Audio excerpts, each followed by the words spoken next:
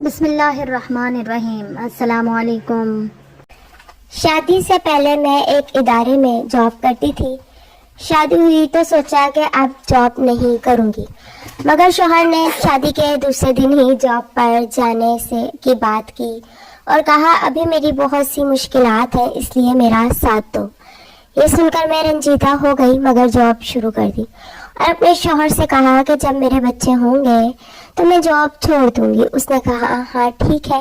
یوں وقت گزرتا گیا اور میری شادی کو 2 سال ہو گئے مگر میرے بچے نہ ہوئے۔ شوہر سے بات کی تو وہ کہنے لگا کہ یہ نارمل بات ہے، فکر مت کرو، مگر مجھے ٹینشن ہونے لگی کیونکہ میں تھک چکی تھی اور جاب سے جان چھڑانا چاہتی تھی۔ اس لیے میں نے سوچا کہ مجھے اس سلسلے میں کسی لیڈی ڈاکٹر سے بات کرنی چاہیے اور یوں میں اپنی امی کے ساتھ چلی گئی۔ وہاں پہنچ کر ڈاکٹر نے میرا چیک اپ کیا اور اس کے بعد ایک ایسا